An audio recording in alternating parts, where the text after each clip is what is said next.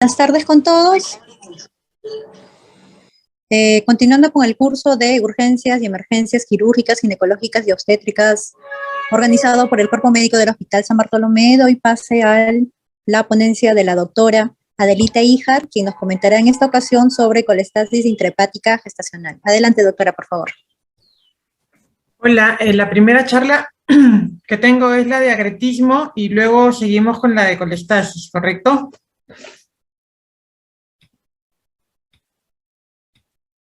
Sí, doctora, está bien. Ya, perfecto. ¿Cuánto tiempo es para cada charla? Discúlpame.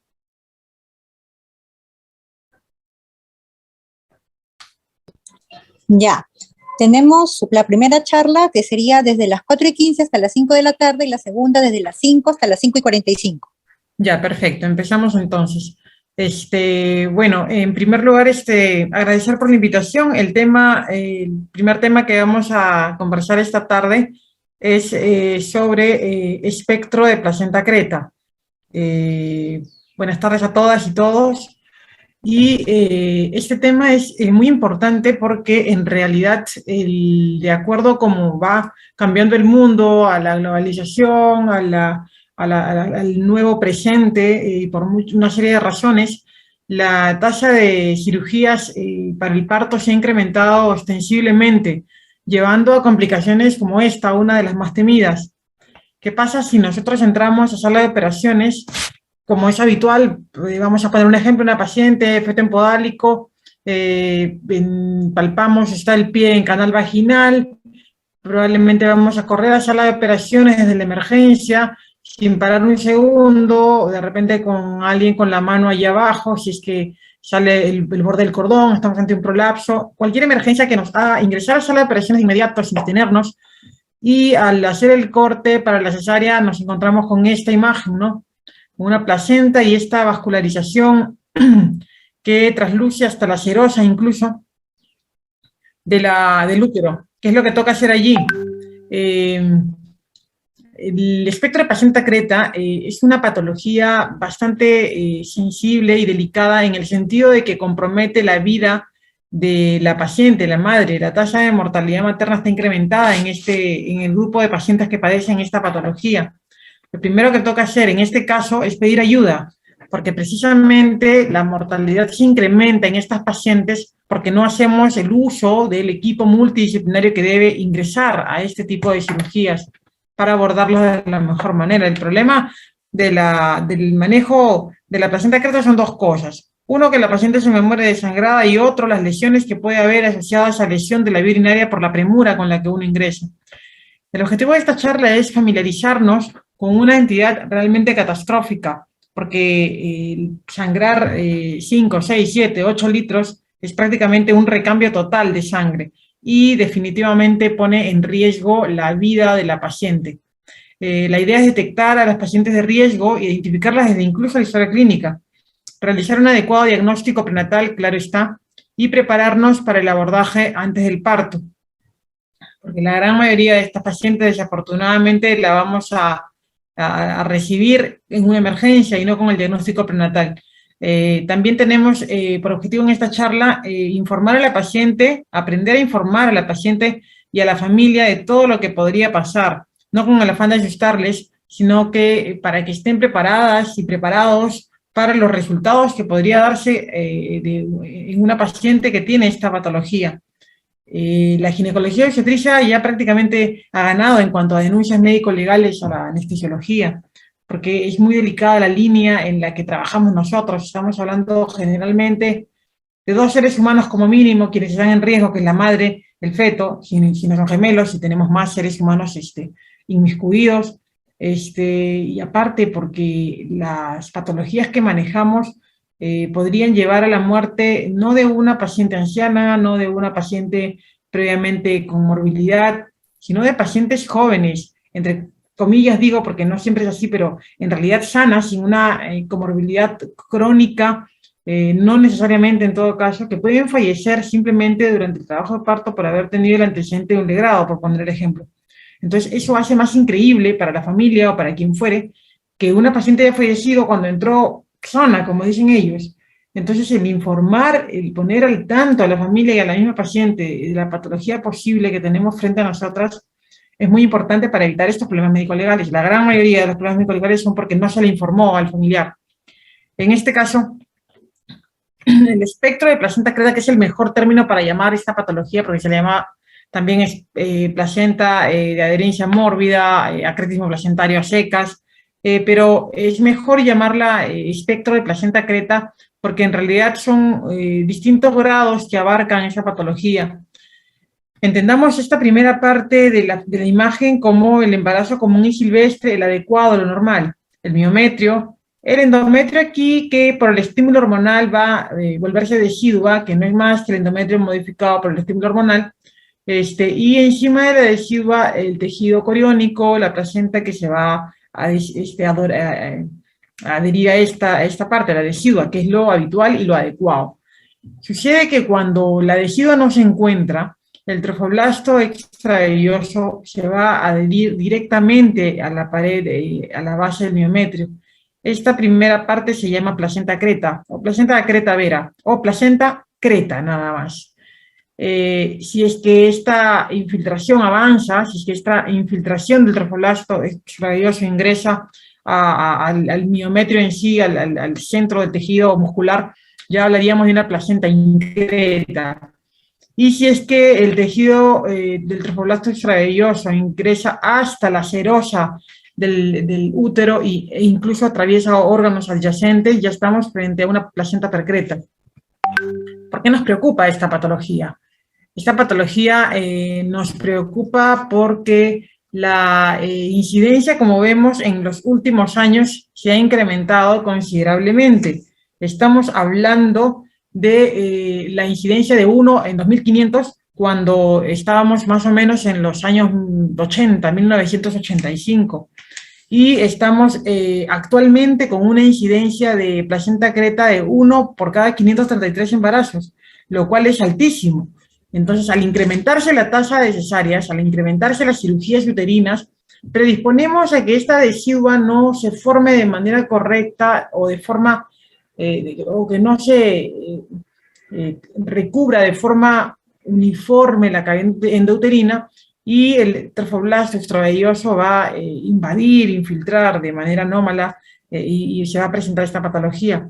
El 40-60% de los casos son diagnosticados intraparto, cuando no ha habido ningún tipo de preparación, como la imagen que les puse al inicio, que hacemos en ese momento. Y eso es habitual. Si estamos aquí con ginecólogas y ginecólogos, sabemos que podemos haber ingresado a sala de operaciones ante una emergencia, prolapso de cordón, feto podálico, sospecha de DPP que llega de emergencia, no nos detuvimos un segundo y cuando entramos resulta que tenemos esa imagen de la segunda figura.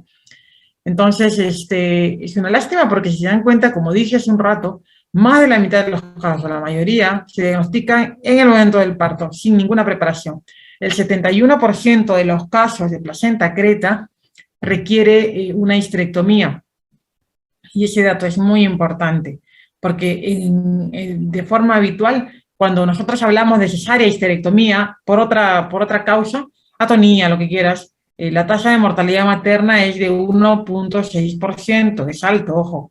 Pero cuando hablamos de cesárea e histerectomía por acretismo placentario, por espectro de placenta creta, estamos hablando de hasta un 10% de mortalidad materna. O sea, se incrementa muchísimo más. Y hasta un cuarto de estas pacientes que tienen el diagnóstico de espectro de placenta creta van a requerir más de 5 litros de sangre como mínimo. Se vacían los bancos de sangre cuando estamos frente a este tipo de patologías. Bueno, esa es la anatomía patológica de un caso de una cesárea y histerectomía por una paciente con efectivamente pues acretismo espectro de placenta creta, acretismo placentario. La Fundación Nacional de Acretismo norteamericana hace este estudio, esta investigación en donde compara, como les mencionaba, desde 1980 hasta el 2016, es antiguo, 2016 estamos hablando de hace casi 6 años, pero ve cómo va evolucionando e incrementándose la tasa de acretismo respecto al número de gestaciones. En 1980 era 1 en 1250, para llegar a ser al 2016 1 en 272. Ojo, la estadística anterior que les mostré de 1 en 2500 hasta ahora de 1 en 500 aproximadamente, es de acuerdo a la gran mayoría de estudios. Pero la Fundación Nacional de Acretismo de Norteamérica, basados en sus propias investigaciones, nos arroja esta incidencia. Como fuere, la idea es entender que efectivamente, en el peor de los casos, ahorita estamos en 1 de cada 500 embarazos hacia acretismo. Y eso es bastante significativo, comparando que antes era pues muchísimo menor. ¿Por qué se ha incrementado? Por la tasa de cesáreas primarias. Ese es el gran problema.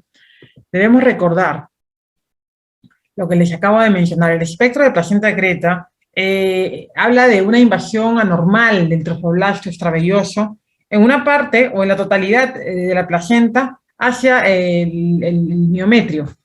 El espectro de placenta creta, ya les mencioné que antes se le llamaba placenta de adherencia mórbida y ello, se llama mejor así porque habla de un abanico de invasión del trofoblasto al tejido miometrial que va desde la placenta creta vera hasta la placenta percreta, que va a veces incluso atravesar la serosa e invadir órganos vecinos, cual neoplasia. Por eso es que la teoría en cuanto a la causa de esta enfermedad habla de a veces incluso que el problema no sería tanto extrínseco, sino habría una proliferación anómala, innata o intrínseca en la mujer que haría que esta placenta infiltre zonas que no debería haber infiltrado normalmente. Factores de crecimiento, genes incluso estudiados que se encuentran en estas pacientes que hicieron acretismo y que tendrían esa predisposición a infiltrar de forma neoplásica el miometrio. Pero bueno, sobre la etiopatogenia hay muchísimo que aún se sigue investigando, no hay mucho claro respecto a esto, pero sí sirve tenerlo en cuenta. La morbimortalidad materna puede presentarse, de hecho se presenta en estas pacientes muchas veces poniendo en riesgo su vida, pero es por la hemorragia masiva que suele haber. Y estas pacientes definitivamente requieren muchas unidades de sangre y hemoderivados para contrarrestar la pérdida de plasma, factores de coagulación y acabar en una coagulación y no acabar en una coagulación intravascular diseminada.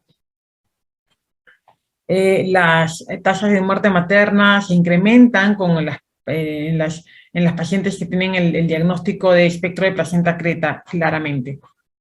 Es muy difícil hablar de la causa, del tratamiento, que es todo un mundo, así es que nos vamos a centrar un poquito más en la parte del diagnóstico prenatal, porque definitivamente si quiero contrarrestar yo a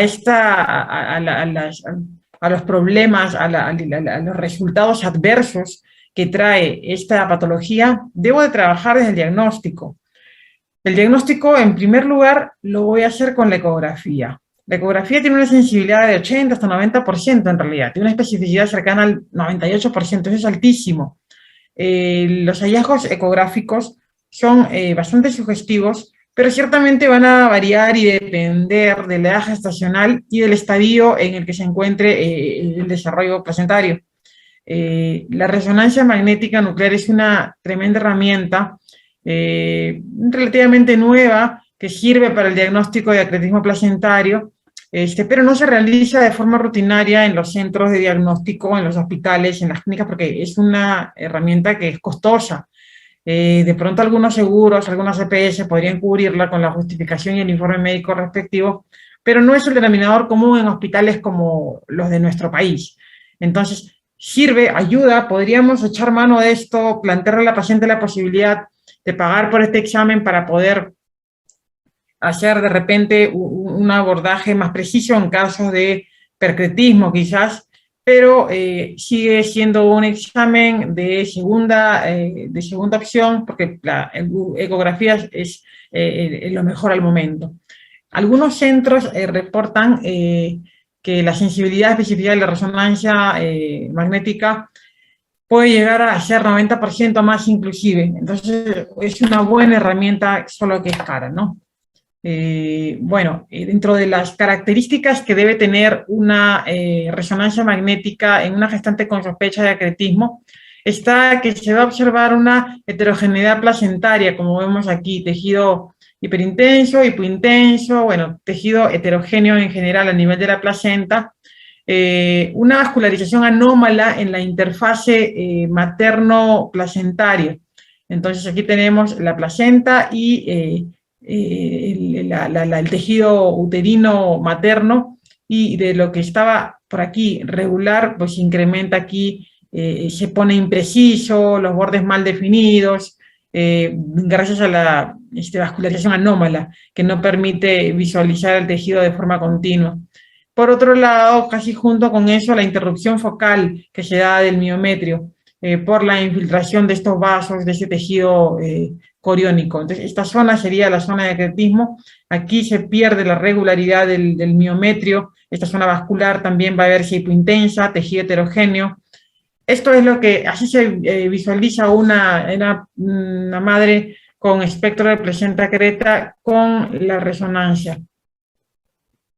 Este año en el Congreso de la Sociedad de Medicina Materno-Fetal se habló que el acretismo lo podemos diagnosticar desde etapas muy tempranas, muy tempranas. Incluso en general, bueno, ya es la tendencia actual, en realidad hace muchos años ya, más de 5, que es un montón, que la ecografía a más precoz nos ayuda muchísimo. En el caso, por ejemplo, de alteraciones estructurales en el feto, con la ecografía de 11-14 podemos determinar muchísimas alteraciones de preeclampsia, marcadores de hipoplasia, genesia de cuerpo calloso con la arteria pericallosa en el primer trimestre, visualizar los plexos correoides, muchísima información. La ecografía de 11-14 es actualmente una morfológica y como tal debe ser manejada y abordada por una profesional que esté capacitada en ese tipo de exámenes. No lo puede hacer cualquier ginecólogo, si le quiere ser bien, claro está. Lo mismo para el caso de diagnóstico de acretismo placentario. Antes incluso de la ecografía de 11-14, cuando un embarazo se implanta en la cicatriz de una cesárea, es un primer signo. Y por eso es que tengo que darme cuenta, si la implantación del saco gestacional está parcial o totalmente en la cicatriz de la cesárea, es un marcador de que podría estar frente a un espectro de placenta creta inicial.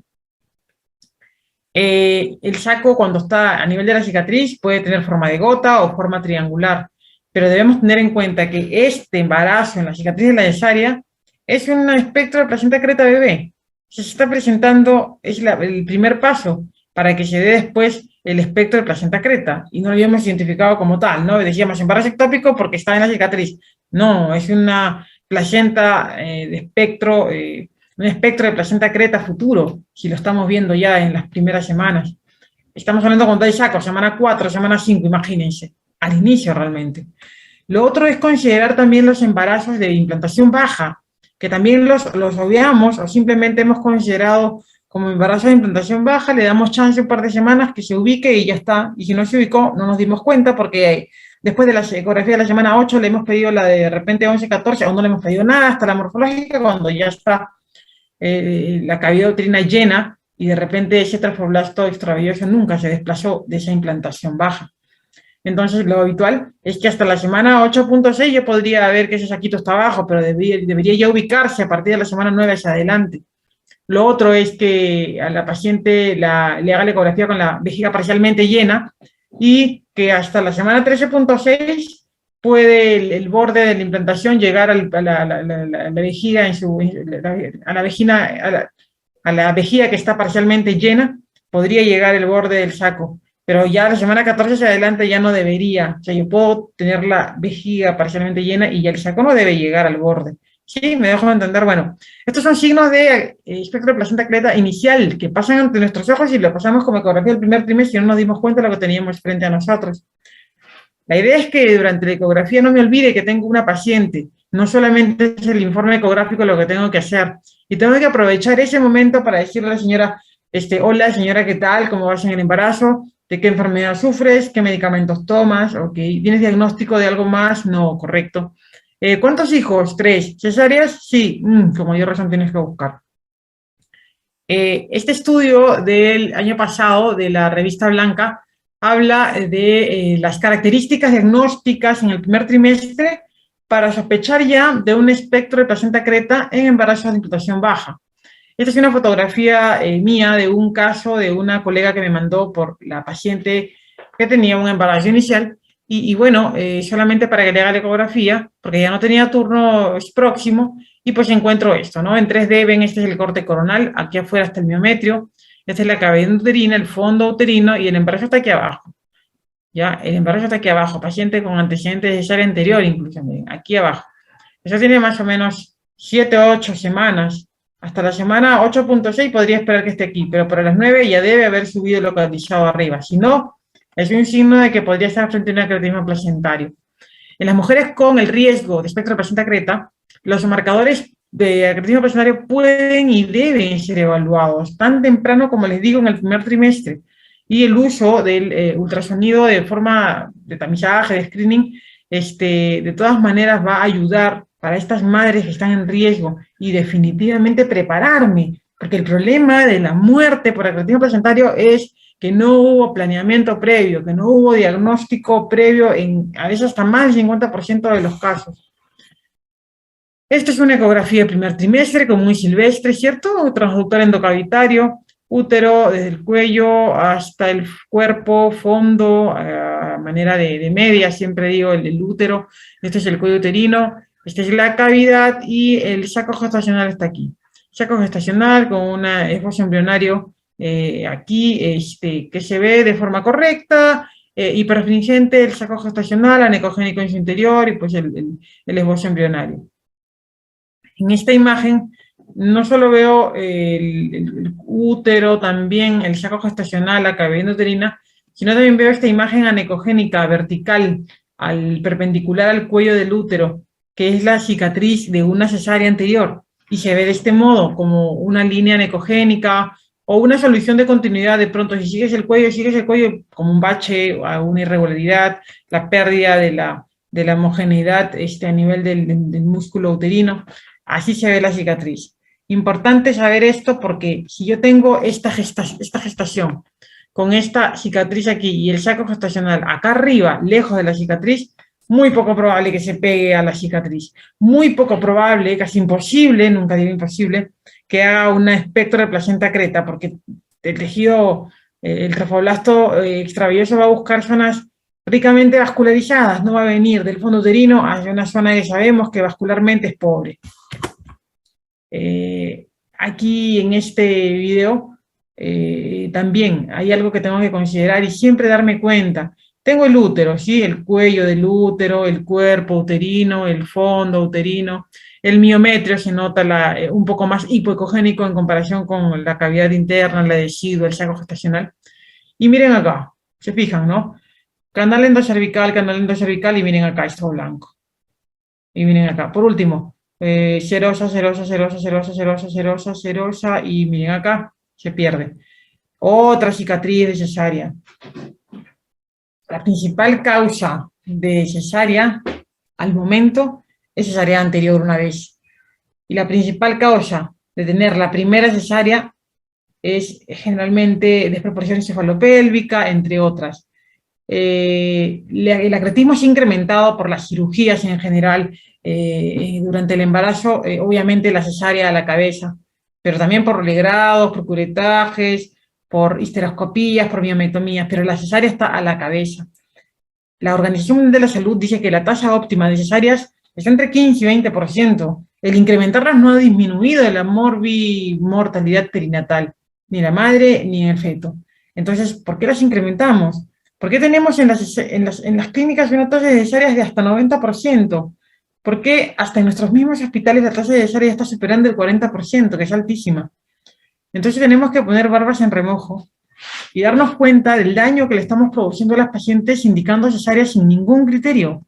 Si no ha mejorado la tasa de morbo y mortalidad perinatal al incrementarse las cesáreas en casi el doble de lo que indica la Organización Mundial de la Salud, de 20 a 40%, y si no es más, entonces ¿por qué lo seguimos haciendo? De pronto es más práctico, sí, decirle a mi paciente, sí, te opero el sábado a las 7 de la mañana, tranquila, la opero hasta las 9 y luego me voy de viaje. O sea, no olvidemos que somos médicas y médicos y aprendimos bajo los 4 principios de la ética a tratar a nuestros pacientes de la mejor forma. No tenemos por qué indicar una cesárea sin ningún criterio.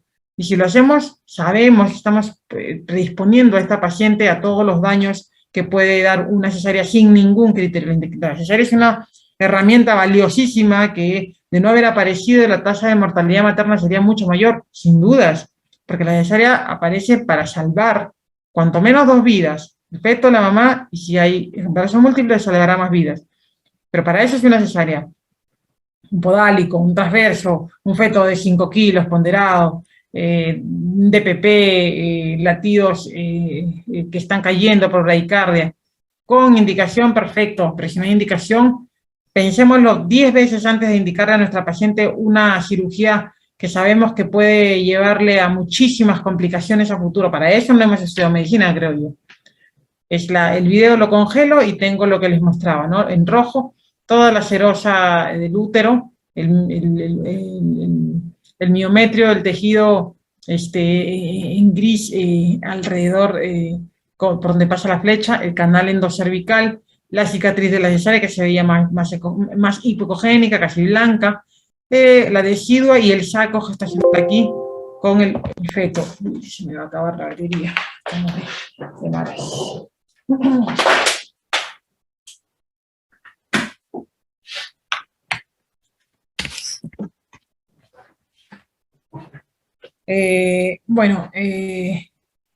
Luego tenemos esta imagen, miren ustedes, es una ecografía también de primer trimestre, y en esta ecografía de primer trimestre, ¿qué estamos viendo? Miren la flecha otra vez, este es mi transductor, ¿no es cierto? Un transductor endocavitario, y ¿qué vemos en esta imagen?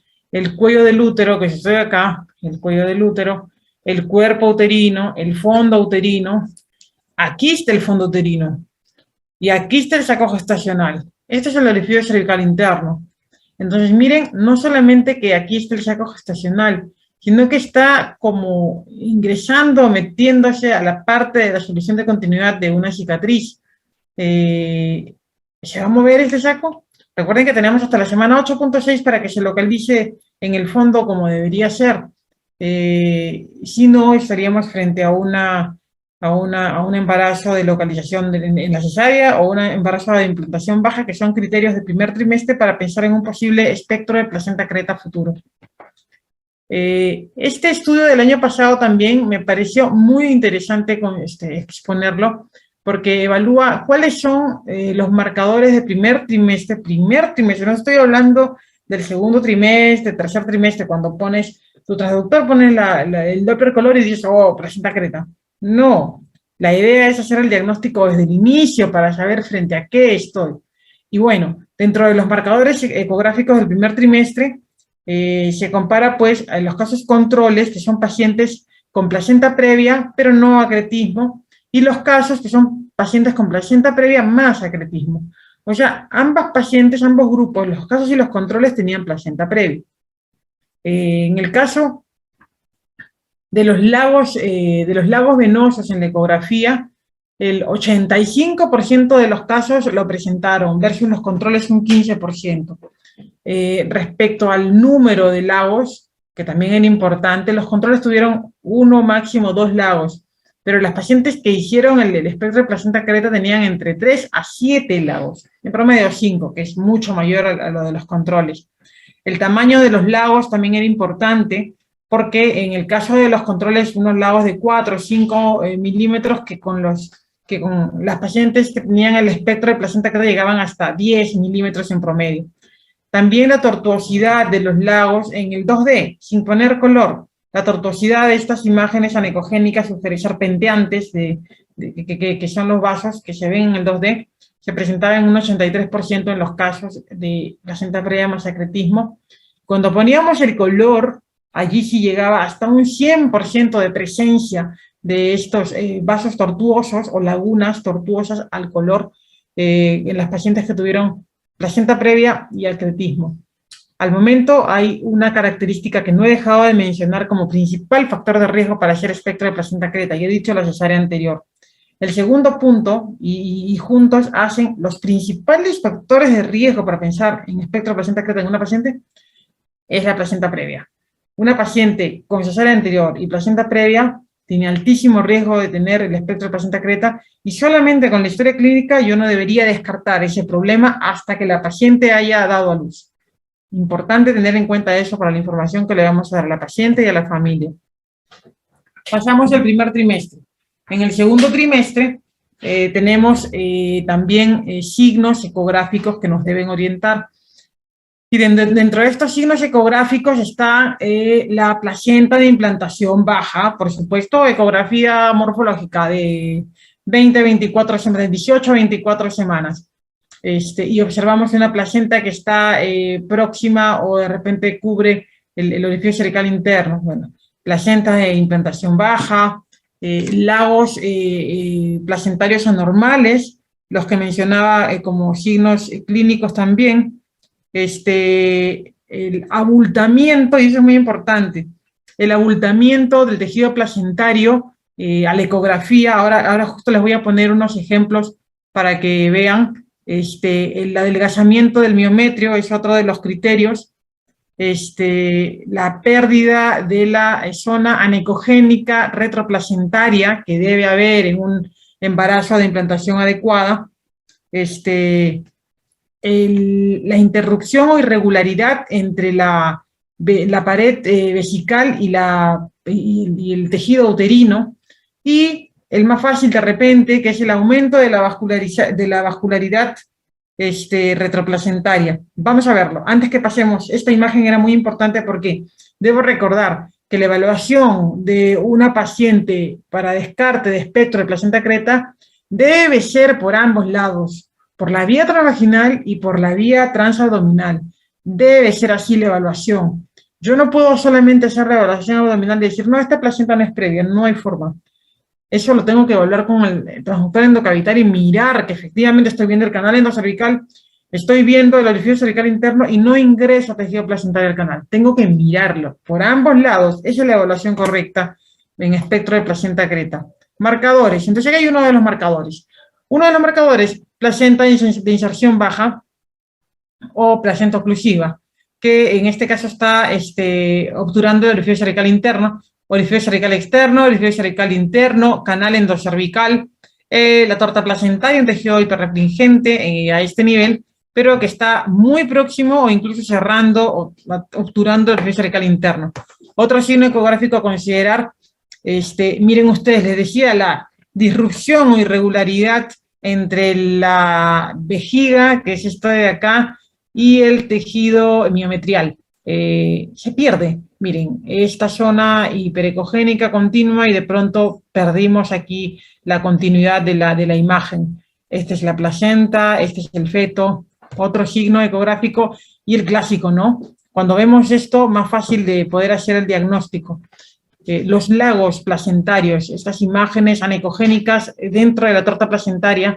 Recuerden lo que les ponía en el primer trimestre, que va a servir mucho también para el resto de trimestres. El número de los lagos venosos, el tamaño de los lagos, el número más de 4 o 5, el tamaño más de 1 centímetro en su extensión, hace que pueda acercarme mucho más a la sospecha diagnóstica desde la etapa prenatal.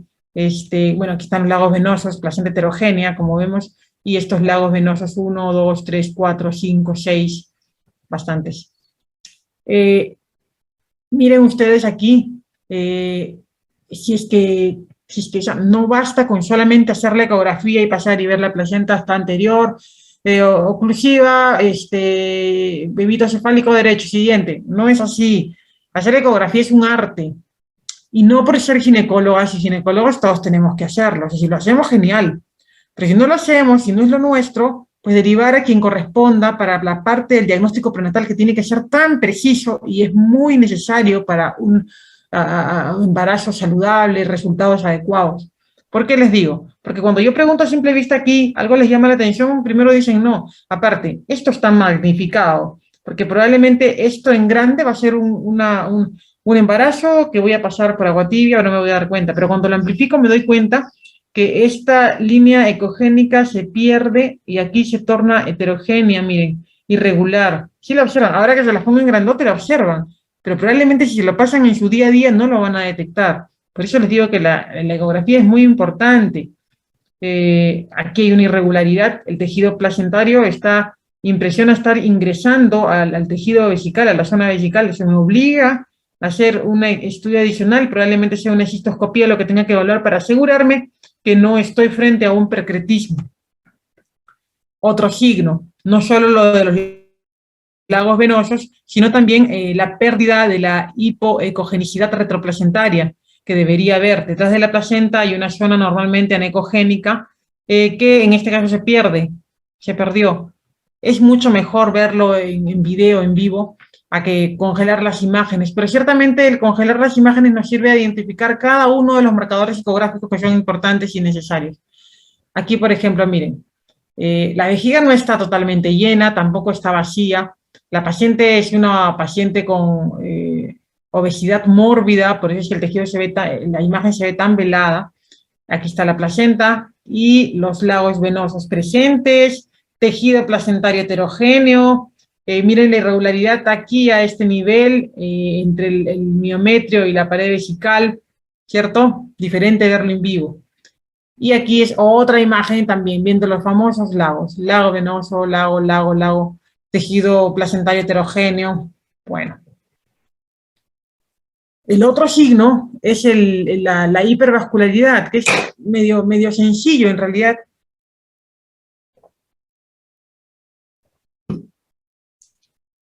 Porque cuando nosotros estamos haciendo la ecografía y nos dicen descartar acretismo, ponemos el color, lo vemos normal, lo pasamos. Ponemos el color, lo vemos hipervascular y decimos, ah, sí puede ser acretismo. Pero eso ya es fácil, ¿me entienden? Yo estoy comentando los signos igual de diagnóstico segundo, tercer trimestre, pero la idea es, si tienen que proyectarse a eso, hacer el diagnóstico desde el primer trimestre o sospecharlo desde el primer trimestre para que sea mucho mejor el abordaje posterior. Entonces aquí tenemos dos signos. Uno, la hipervascularidad al Doppler color. Ahora, hay dos herramientas en el ecógrafo que son importantes evaluar, el Doppler color y el Power Doppler. Ambos me van a pintar los vasos de rojo oscuro dependiendo de si se acercan o se alejan al transductor, pero la diferencia es que el Power Doppler coge vasos de calibre muchísimo menor en comparación al Doppler color nada más. Entonces, a veces prefiero coger de frente, ya me acostumbré al Power Doppler, porque va a coger estos vasos mucho más pequeños, incluso para una comunicación interventricular, que no es el caso, pero igual, cuando son muy delgadas, es más fácil que los detecte con el Power Doppler que con el Doppler color. Bueno, y acá hay otro signo que es el abultamiento que les decía, el bulge, que es cuando la placenta empuja la vejiga con orina, precisamente por este crecimiento anómalo que tiene esta invasión, ¿no? Bueno, aquí en video se ve clarísimo la hipervascularización. Esto es un acretismo, pues. La hipervascularización al Doppler color. Este es un video. Este es un caso muy interesante. Este es el caso... sí, claro. Es una paciente con el diagnóstico de placenta previa. Placenta previa, 20 semanas a las justas, imagínense, o sea, pequeñito. Se le hace la ecografía con la vejiga parcialmente llena y se observa no solamente la heterogeneidad placentaria, sino la presencia de los lagos venosos 1, 2, 3, 4, 5, 6, la pérdida de la regularidad retroplacentaria, la hipoecogenicidad placentaria perdida, y bueno, al color había la hipervascularización, pero antes de poner el color, que es lo más fácil, tengo que buscar aquí los signos y irregularidades para pensarlo. Voy a utilizar el color, pero no irme por el lado fácil. La ecografía tiene muchísimas propiedades actualmente que le podemos sacar mucho provecho para hacer adecuadamente y con más precisión la parte del diagnóstico prenatal. Por ejemplo, esta es una herramienta muy simpática del 3D, que es el TUI, el Tomographic Ultrasound Imaging, que hace cortes como tomografía, cortes de la zona que quieres evaluar. Incluso puedes predeterminar de cuántos milímetros quieres los cortes para que te haga siempre digamos que para que te muestre las imágenes de acuerdo a lo que tú has seleccionado, y vas girando y te va pasando los cortes de acuerdo a lo que tú deseas. Y en acretismo sirve, pues, porque también me va a evaluar cada plano para ver si es que efectivamente el tejido placentario está invadiendo, no está invadiendo, o qué parte se me está pasando. La idea es verlo en movimiento, sí, pero de todas maneras, con el rol retroceder e ir buscando con mayor lentitud porque se me podría pasar algo frente a los ojos. Entonces, La importancia del espectro de placenta creta radica en la catástrofe que significa para una paciente ingresar a la sala de operaciones sin el diagnóstico previo. Ya mencioné, ¿no? Una paciente que va a acabar, una paciente con acretismo, en 76% de las veces su tratamiento va a ser histerectomía. Y la cesárea histerectomía, que habitualmente tiene una tasa de mortalidad de hasta 1.6, llega hasta 11% en una paciente con acretismo. Es demasiado alto. Y desafortunadamente los casos de acretismo placentario se van incrementando cada trimestre. Cada trimestre se van incrementando en un 2.1%. Uno en 313 cesáreas tienen el diagnóstico de acretismo placentario, según un estudio que se publicó en el 2017. Esta información salió en el American Journal de Ginecología y Obstetricia en el 2021. Imagínense, de cada 313 cesáreas, una tenía el diagnóstico de acretismo placentario.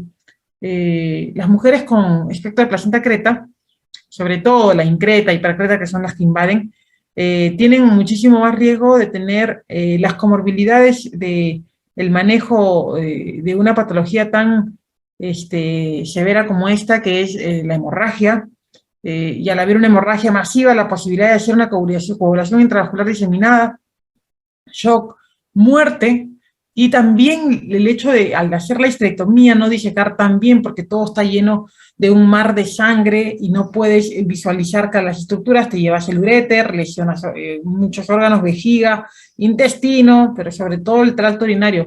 Lo más frecuente en una cesárea histerectomía en plena emergencia con sangrado es que nos llevemos el uréter.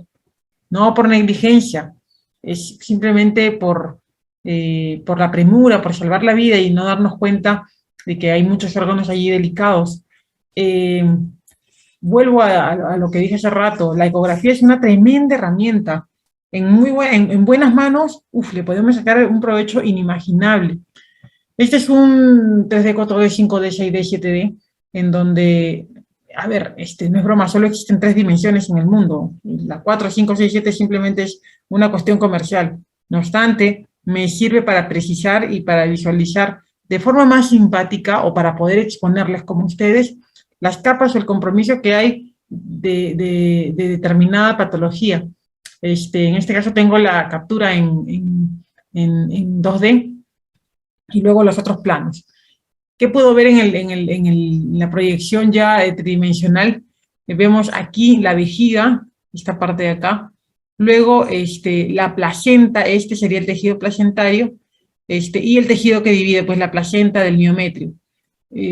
Cuando hay acretismo, puedo utilizar la misma herramienta, colocar los vasos sanguíneos también al Doppler color, el Lumiflow aparentemente está aquí, y voy a visualizar no solamente los vasos tortuosos que les dije, sino los famosos vasos puente. Los vasos puente son vasos que atraviesan de forma perpendicular de la vejiga hacia el miometrio. Son vasos transversales. Yo puedo tener hipervascularidad y los vasos ser paralelos al tejido miometrial, al tejido placentario, pero cuando son vasos que van de forma transversal de la vejiga hacia el miometrio, atravesando la torta placentaria y el miometrio también, estoy frente a los vasos puente, que son más específicos todavía para sospecha de acretismo placentario. Lo otro es la hipervascularidad retroplacentaria, que ya lo habíamos visto en las fotos anteriores, solo en 2D, y aquí lo estamos viendo en tridimensional, se ve muchísimo más simpático. Hay un signo muy importante que tenemos que conocer, el Rayleigh sign. El signo del Rayleigh se caracteriza por combinar la neovascularización sobre la mucosa vesical y la hipervascularidad que pueden darme los vasos puente. Entonces, por ejemplo, tenemos el 1, el 2 y el 3, que es la misma paciente que ha ido evolucionando con las semanas del embarazo. En el caso 1, terminando el primer trimestre, caso 2, segundo trimestre, y caso 3 ya casi en el tercer, adentrados al tercer trimestre, más o menos semana 30, en donde se ve primero la hipervascularidad, ya les dije que va a estar sobre la mucosa vesical, pero aparte los vasos puente, Ya les dije, de un lado hacia el otro, perpendicular entre la vejiga y la placenta, perpendicular al miometrio. Ambos hacen el signo del rey. ¿Y qué importante tiene eso? Que es muchísimo más específico para pensar que puedo estar frente a un percretismo. De hecho, un signo rey positivo, miren ustedes, se asocia a 12 veces más la posibilidad de estar frente a un espectro de placenta creta, 9 veces más la posibilidad de acabar en una histerectomía y 4 veces más de ser percreta. ¿Sí? Eso para recordar, ¿eh?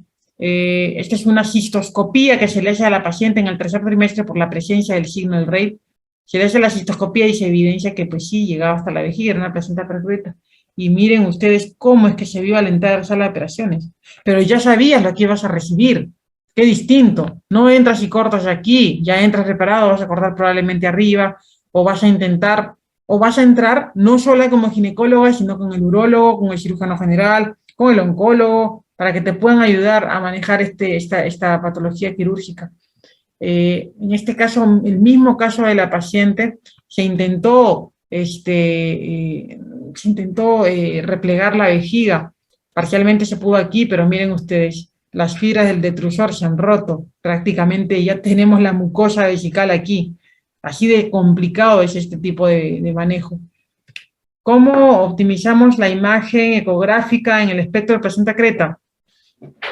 Les mencioné por pedacitos anteriormente. Tenemos que utilizar siempre el abordaje transvaginal. Ya no es tan antiguo, o sea, ya debemos de romper tabúes en cuanto a ciertas cosas como lo difícil que era. A mí también me enseñaron que no, que la vía transvaginal, primer trimestre, después ya no es necesario. Para nada. La vía transvaginal es útil hasta el parto. Ahora que se evalúa incluso el resultado, el parto vaginal con la ecografía intraparto, o la tasa de cesáreas con la ecografía intraparto, la posibilidad de lograr vaginal con la ecografía intraparto, no hay momento en el que no utilice el ecógrafo transvaginal. Así que a la paciente tengo que concientizarla que no es que porque está en el primer trimestre la hacen la transvaginal se puede hacer en cualquier momento. Y eso debo de decirle a la paciente, para que la paciente no se sorprenda cuando llega a la semana 30 y le digan, sí mami, orina y te quitas lo de abajo. ¿Qué? ¿Pero por qué? Solamente al inicio me hacían por transvaginal. No, pues tiene que explicarle. Si manejamos un mismo idioma, si le informamos a la paciente y no solamente nos basamos en pasar la consulta rápido, cada consulta que yo tengo con mi paciente, sea ecográfica, sea consulta externa, tengo que enseñar a mi paciente. La ginecología, la obstetricia y creo que todas las especialidades de medicina en general llevan la enseñanza de forma intrínseca y como tal no puede ser que mi paciente salga de mi consultorio ecográfico o consulta externa sin que algo no le haya transmitido yo para aprender de su salud.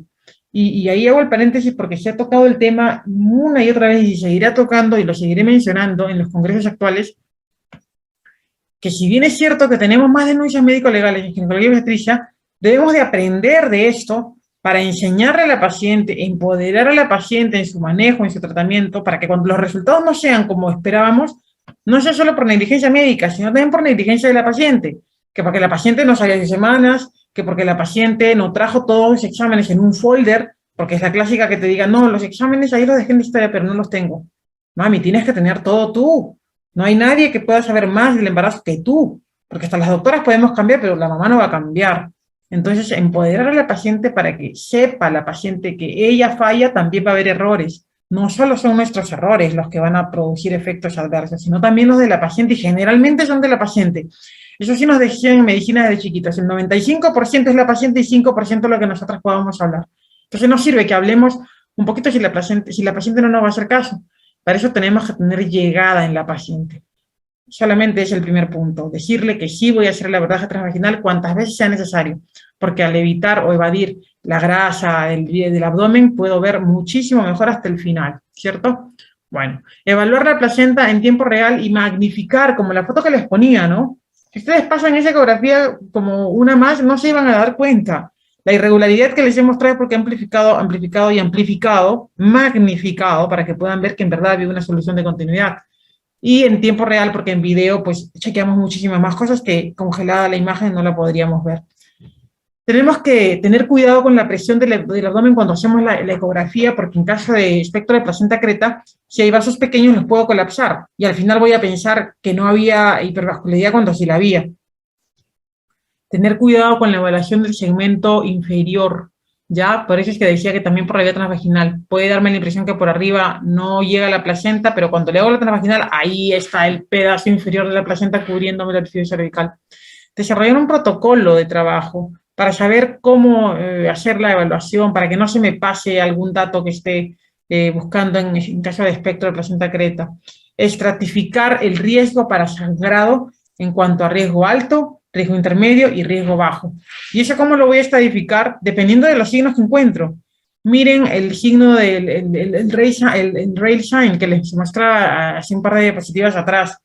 12 veces más la posibilidad de invasión del trofoblasta trabeoso, 9 veces más la posibilidad de la hemorragia y todo ello, y hasta 4 veces más de que sea percreta. ¿Entienden? O sea, miren los signos que tengo que buscar para ubicar a esta paciente en el grupo de bajo riesgo, riesgo intermedio o alto riesgo.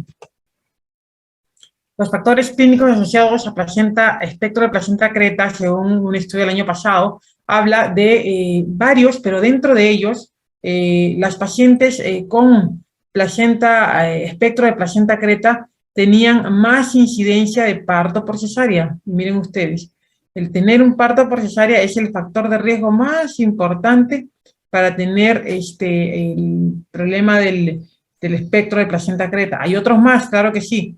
El hecho de tener un degrado, el hecho de tener una histeroscopía, miomectomía, terapia de reproducción asistida, en todas las patologías obstétricas la terapia de reproducción asistida viene con más cosas porque tiene riesgo de todo.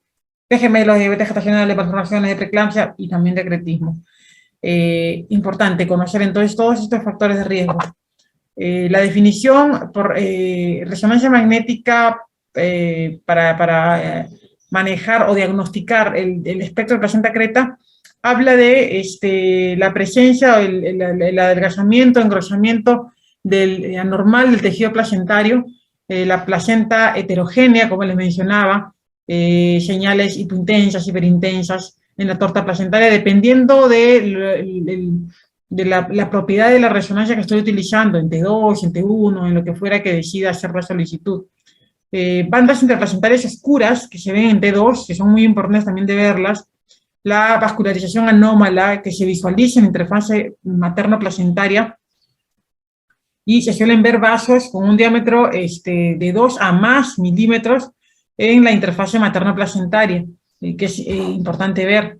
La pérdida de la interfase miometrio-placenta, esa zona que en la ecografía se ve hipocogénica, podría perderse, y se ve en el caso de la resonancia de forma discontinua o invisible en al menos 2 planos.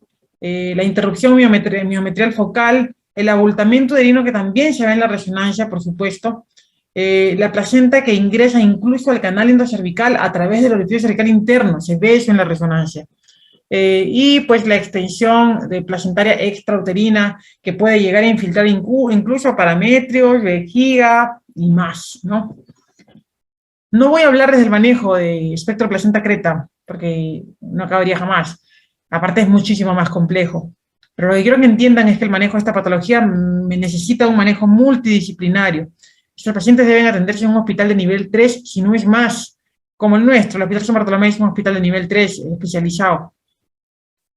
Y debe de abarcar a un staff médico capacitado y entrenado, con experiencia en manejo de patologías complejas y complicaciones obstétricas en general, desde espectro placenta creta, contar con un staff que tenga pues hematólogo, cardiólogo, neonatólogo también, subespecialistas en cuidados intensivos, cirujanos generales y todo ello, para disminuir los riesgos de la paciente.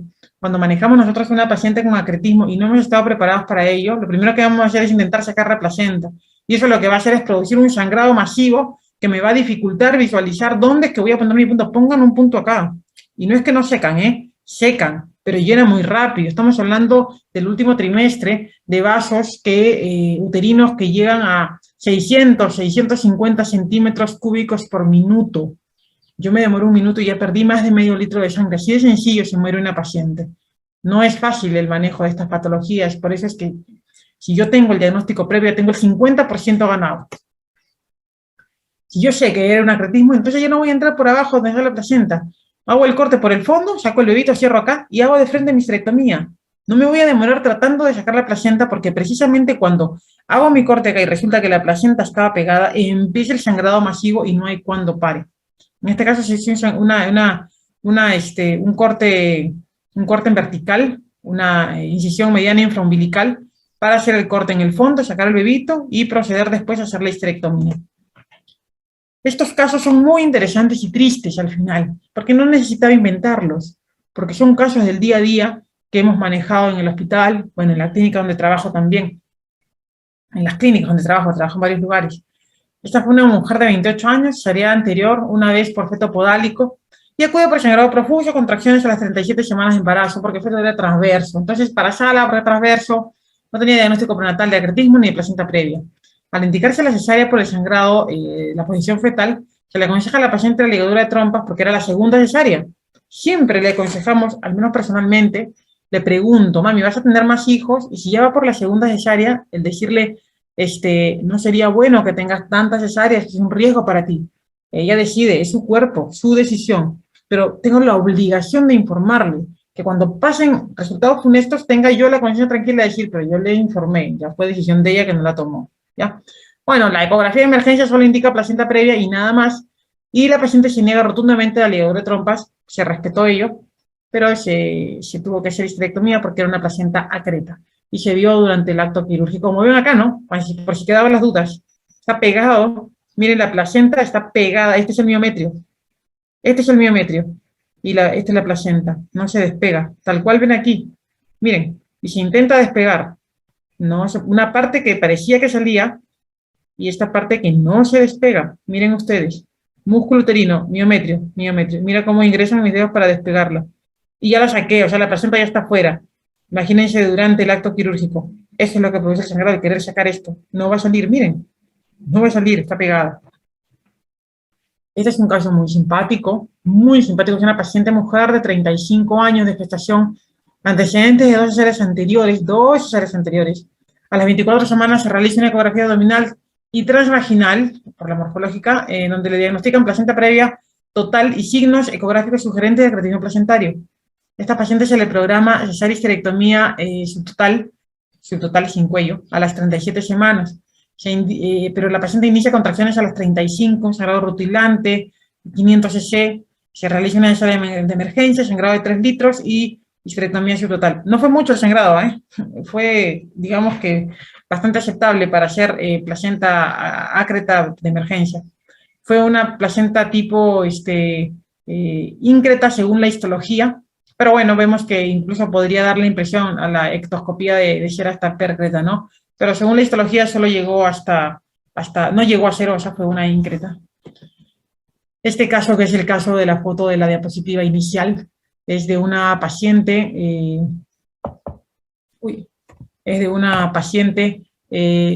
cuarta gestación. Disculpe, para recordarle que su segunda exposición es hasta las 5:45, para que calcule sus tiempos. Gracias. Perfecto, muchas gracias.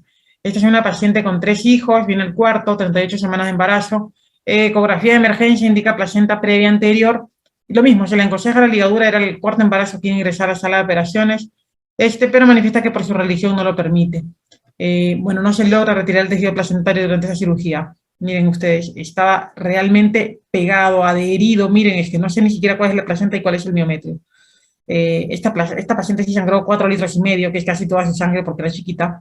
Se le transfunde 3 paquetes globulares, con jeringa incluso, ingresó anestesiología para cuidados intensivos para pasar la sangre, porque es que había que pasarla con jeringa porque no daba que pase por goteo, se nos iba la paciente.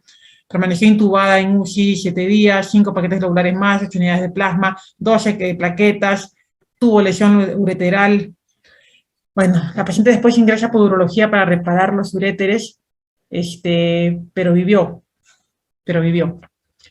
Todas las muertes maternas asociadas a placenta acreta son prevenibles. Y este es un estudio que les dejo de tarea para que busquen, porque es un estudio del año pasado en donde evalúa qué factores de riesgo, evalúa a las pacientes que fallecieron. Coge hospitales de Latinoamérica, Perú incluido, y muestra a todas las pacientes fallecidas por espectro de placenta creta. Analiza que pues, las pacientes qué características tenían, ¿no? Cirugías anteriores, en un 78% tenían cesárea anterior, las pacientes estas que fallecieron. La causa de muerte en el 88% de los casos fue hemorragia. Lo interesante es que cuando evalúas punto por punto todo lo que analizaron estos investigadores, te das cuenta que, por ejemplo, ¿cuántas de las cesáreas fueron realizadas de emergencia? 63%. Solamente 37% eran programadas con el diagnóstico prenatal previo. ¿Cuántas de las cirugías de las pacientes que murieron se pudo haber prevenido esta muerte en estas pacientes con acretismo?